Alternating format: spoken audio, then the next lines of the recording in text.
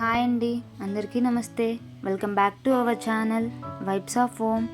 ఈరోజు వీడియోలో chicken gravy కర్రీని టేస్టీగా ఎలా చేసుకోవాలో చూపించబోతున్నాను. ఇది బిర్యానీలోకైనా, రైస్లోకైనా లేదా రోటీస్లోకైనా ఈ కర్రీ సూపర్గా ఉంటుంది. ఈ చికెన్ కర్రీ ఈవెన్ బిగినర్స్ అయినా బ్యాచిలర్స్ అయినా సింపుల్గా చేసుకోగలిగే చికెన్ కర్రీ అండి. చాలా చాలా రుచిగా ఉంటుంది. తప్పకుండా ట్రై చేయవలసిన రెసిపీ. ఇంకా లేట్ చేయకుండా ఈరోజు మనం చేయబోయే చికెన్ కర్రీ రెసిపీ ఏంటో చూసేద్దాం.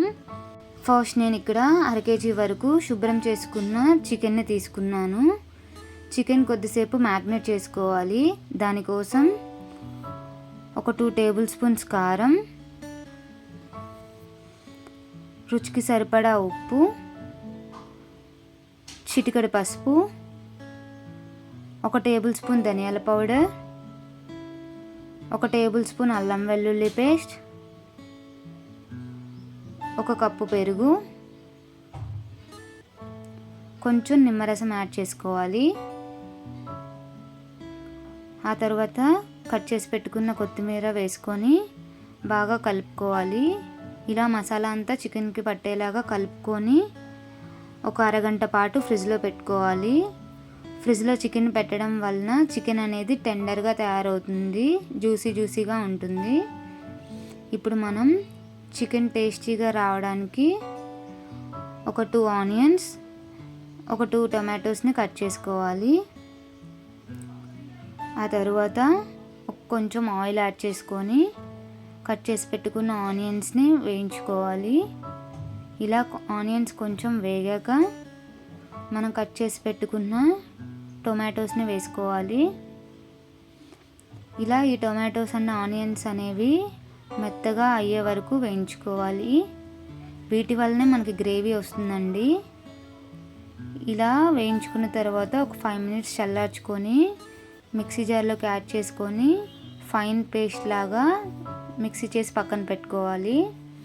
ఇప్పుడు చికెన్ ఫ్రై కోసం ఒక అనాస పువ్వు, జాజికాయ, 4 లవంగాలు, 2 యాలకులు, కొంచెం దాల్చిన చెక్క, జావిత్రి, 4 మిరియాలు తీసుకోవాలి. ఇప్పుడు ఒక గిన్నె పెట్టుకొని 4 టేబుల్ స్పూన్స్ వరకు ఆయిల్ యాడ్ చేసుకోవాలి. ఆ తర్వాత మనం పక్కన పెట్టుకున్న దినుసులు, కట్ చేసి పెట్టుకున్న పచ్చిమిర్చి వేసుకొని కలుపుకోవాలి. ఇప్పుడు మనం ముందుగా మ్యాగ్నేట్ చేసి పెట్టుకున్న చికెన్ మొత్తాన్ని వేసుకొని ఆయిల్ అంతా చికెన్కి పట్టేలాగా ఒక 2-3 minutes కలుపుతూ వేయించుకోవాలి.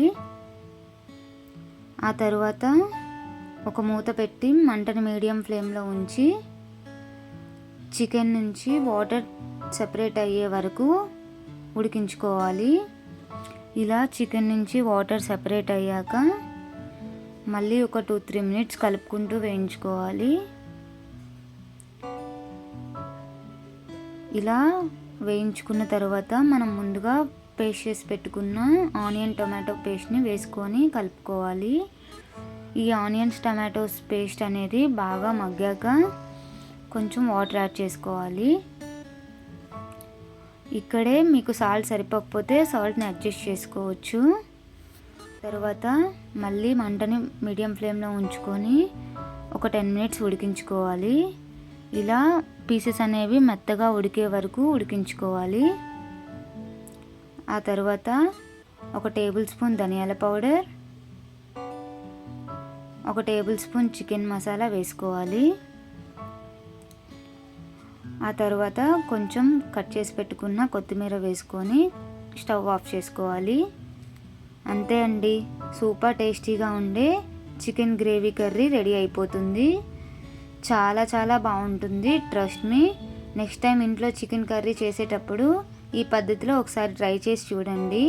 చిన్న పీస్ కూడా మిగిలించరు, ఒక్క పూటకే చికెన్ అంతా అయిపోతుంది.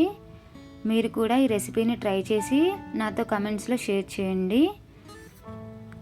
మీకు కనుక ఈ వీడియో నచ్చినట్లయితే లైక్ చేసి షేర్ చేయండి.